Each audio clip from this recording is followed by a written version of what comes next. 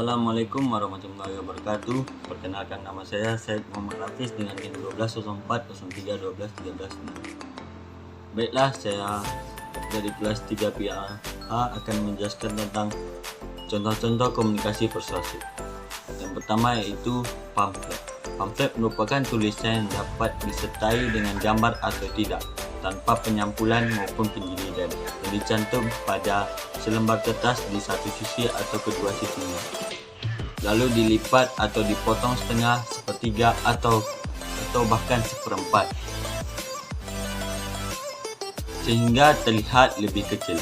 Pamflet dapat pula terdiri dari beberapa lembar kertas yang dilipat atau disatukan secara sederhana sehingga menjadi sebagai sebuah buku kecil. Untuk dapat dikategori sebuah pamflet, mendefinisikannya sebagai keperluan publikasi yang bisa terdiri dari 5 sampai 48 halaman tanpa sampul.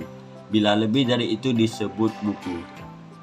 Yang kedua yaitu iklan lowongan kerja, seperti kami perusahaan PT Sinar Alam Raya Unit Bandung menerima lowongan kerja sebagai office boy atau cleaning service atau biasa disebut CS. Pria, wanita. Persyaratannya yaitu pertama, surat lamaran kerja. Yang kedua, fotokopi ijazah. Terakhir, minimal SD. Yang ketiga, foto warna 3x4 3 lembar. Yang keempat, daftar riwayat hidup. Yang kelima, fotokopi KTP dan KK.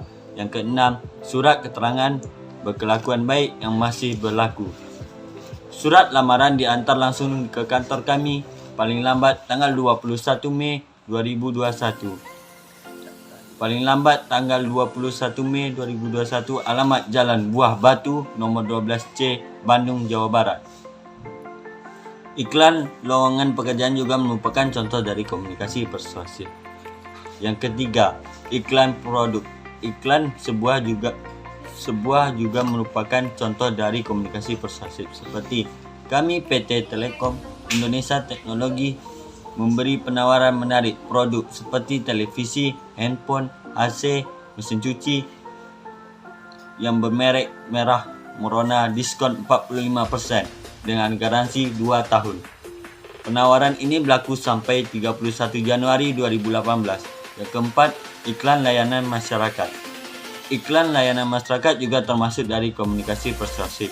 Ketika tekanan kerja mendara dan hidup terasa membebani, jiwa dan langkah kehilangan arah, saat itulah narkoba mengulurkan tangan-tangan kejinya, merenggut karir, merampas pekerjaan, menghancurkan orang-orang tercinta. Tak ada tempat untuk lari kecuali memperteguh diri dan kembali ke perlakuan keluarga. Sayangilah keluargamu, jauhilah narkoba. Iklan layanan BNN. Dan juga mungkin menurut remaja merokok itu terlihat gaul. Bagi sebagian wanita, merokok adalah gaya hidup. Tapi apakah Anda tahu apa yang terkandung dalam rokok? Terdapat dari 4.000 zat kimia yang berbeda. 43 diantaranya diketahui sebagai penyebab kanker. Apakah Anda akan tetap merokok atau berhenti? Iklan layanan GIS dan Kominfo. Yang kelima yaitu dakwah, atau dengan nama lain ceramah, merupakan kegiatan yang sifatnya mengajak seorang untuk mengikuti taat pada saat penciptaan sesuai yang kepercayaan masing-masing. Dakwah merupakan salah satu aktivitas yang pelaksanaannya hampir sama seperti orasi, dengan tujuan menyerukan atau mengajak kepada orang-orang yang ini juga termasuk komunikasi persuasif. Yang selanjutnya yaitu contoh komunikasi persuasif dalam bisnis.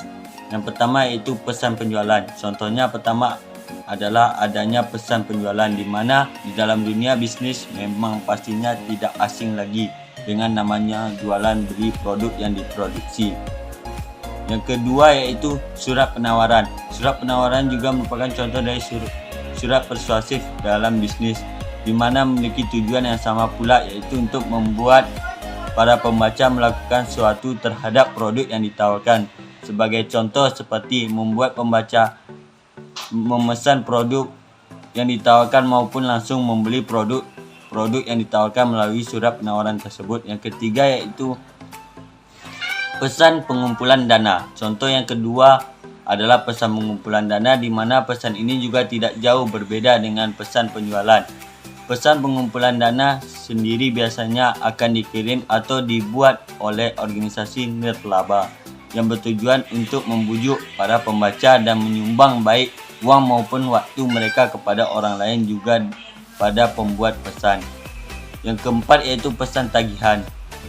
Selain pesan penawaran, terdapat pula pesan tagihan sebagai salah satu pesan persuasif di dalam komunikasi bisnis.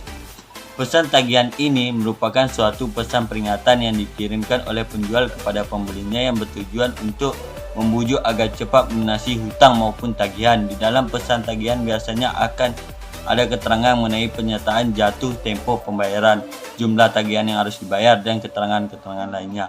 Yang kelima yaitu pesan sponsor. Contohnya pesan persuasif komunikasi bisnis yang terakhir adalah adanya pesan sponsor.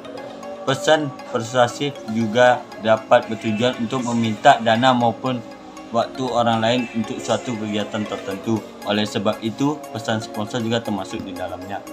Selanjutnya yaitu contoh komunikasi persuasif dalam organisasi. Yang pertama yaitu perintah. Fungsi persuasif yang pertama yaitu biasanya bisa sebagai perintah dari suatu individu atau individu lainnya. Yang kedua, instruksi. Pemberian instruksi juga bisa berupa ajakan tertentu, seperti misalnya ketika dalam organisasi akan melakukan suatu kegiatan tertentu, maka kalimat ajakan bisa disisipkan dalam kalimat instruksi yang ada. Yang ketiga yaitu sosialisasi kebijakan. Di dalam organisasi, kegiatan sosialisasi tentang kebijakan baru yang akan diterapkan juga akan menjadi bagian dari fungsi persuasif. Yang keempat yaitu himbauan. Sama halnya seperti sosialisasi. Himbauan tertentu akan melaksanakan perintah atau aturan tertentu, juga bisa dilaksanakan dengan menggunakan bentuk komunikasi persuasif dalam suatu organisasi. Mungkin cukup sekian yang dapat saya sampaikan. Bila ada kata yang salah, saya mohon maaf. Kesalahan hanya milik saya sendiri, kebenaran hanya milik Allah. Assalamualaikum warahmatullahi wabarakatuh.